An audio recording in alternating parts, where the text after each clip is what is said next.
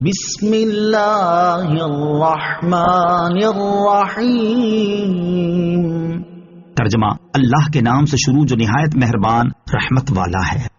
فخرج على قومه من المحراب فأوحى إليهم أن سبحوا بكرة وعشيا۔ ترجمہ: پس وہ اپنی قوم کی طرف مسجد سے باہر نکلے تو انہیں اشارے سے کہا کہ صبح و شام تسبیح کرتے رہو۔ فخرج على قومه من المحراب، پس وہ اپنی قوم کی طرف مسجد سے باہر نکلے۔ ایک دن حضرت زکریا علیہ السلام اس جگہ سے باہر نکلے جہاں وہ نماز ادا کیا کرتے تھے، اور لوگ محراب کے پیچھے انتظار میں تھے کہ آپ علیہ السلام ان کے لیے دروازہ کھولیں تو وہ داخل ہوں اور نماز پڑھیں۔ جب حضرت زکریا علیہ السلام باہر آئے تو آپ علیہ السلام کا رنگ بدلا ہوا تھا اور آپ گفتگو نہیں فرما سکتے تھے۔ یہ حال دیکھ کر لوگوں نے دریافت کیا، کیا حال ہے؟ آپ علیہ السلام نے انہیں اشارے سے کہا کہ صبح و شام تسبیح کرتے رہو اور عادت کے مطابق فجر و عصر کی نمازیں ادا کرتے رہو۔ اب حضرت زکریا علیہ السلام نے اپنے کلام نہ کر سکنے سے آپ نے جان لیا کہ آپ کی بیوی صاحبہ حاملہ ہو گئی ہیں۔ یا یحییٰ خذ الکتاب بقوة وآتیناہ الحکم صبیا۔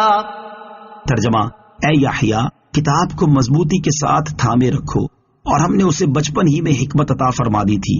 یا یحییٰ خذ الکتاب بقوة، اے یحییٰ کتاب کو مضبوطی کے ساتھ تھامے رکھو۔ حضرت یحییٰ علیہ السلام کی ولادت کے بعد جب آپ علیہ السلام کی عمر 2 سال ہوئی تو اللہ تعالیٰ نے ارشاد فرمایا، اے یحییٰ کتاب توریت کو مضبوطی کے ساتھ تھامے رکھو اور اس پر عمل کی بھرپور کوشش کرو، اور ہم نے اسے بچپن میں حکمت عطا فرما دی تھی جبکہ آپ کی عمر شریف 3 سال کی تھی۔ اس وقت میں اللہ تبارک و تعالیٰ نے آپ کو کامل عقل عطا فرمائی اور آپ کی طرف وحی کی۔ حضرت عبداللہ ابن عباس رضی اللہ تعالیٰ عنہما کا یہی قول ہے، اور اتنی سی عمر میں فہم و فراست اور عقل و دانش کا کمال خوارق کے عادات یعنی انبیاء علیہ السلام کے معجزات میں سے ہے، اور جب اللہ تعالیٰ کے کرم سے یہ حاصل ہو تو اس حالت میں نبوت ملنا کچھ بھی بعید نہیں، لہٰذا اس آیت میں حکم سے نبوت مراد ہے اور یہی قول صحیح ہے۔ بعض مفسرین نے اس سے حکمت یعنی توریت کا فہم اور دین میں سمجھ بھی مراد لی ہے۔ وحنانا من لدنا وزکاة وکان تقیا۔ ترجمہ: اور اپنی طرف سے نرم دلی اور پاکیزگی دی اور وہ اللہ سے بہت زیادہ ڈرنے والا تھا۔ وحنانا من لدنا، اور اپنی طرف سے نرم دلی دی۔ اس آیت میں اللہ تعالیٰ نے حضرت یحییٰ علیہ السلام کی 3 صفات بیان فرمائی ہیں۔ نمبر 1، اللہ تعالیٰ نے انہیں اپنی طرف سے نرم دلی عطا کی اور ان کے دل میں رقت و رحمت رکھی تاکہ آپ علیہ السلام لوگوں پر مہربانی کریں اور انہیں اللہ تعالیٰ کی اطاعت کرنے اور اخلاص کے ساتھ نیک اعمال کرنے کی دعوت دیں۔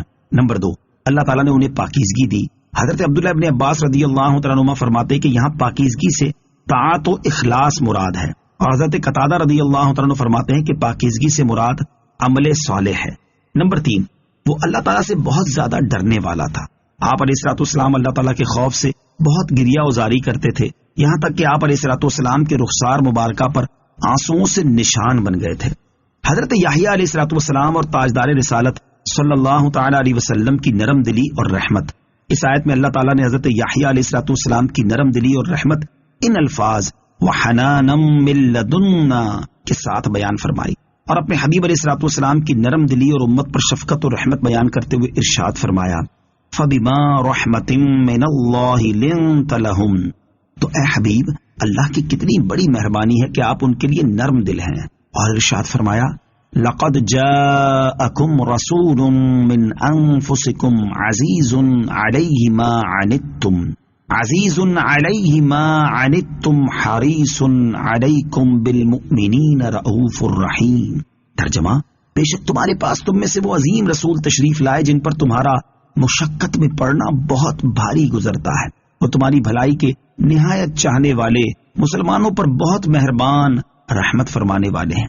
اس سے معلوم ہوا کہ اللہ تعالیٰ نے اپنے حبیب علیہ السلام کو بھی کمال درجے کی نرم دلی، امت کی بھلائی کی حرص اور مسلمانوں پر شفقت و رحمت عطا کی ہے۔ نبی کریم علیہ السلام پاک کرنے والے ہیں۔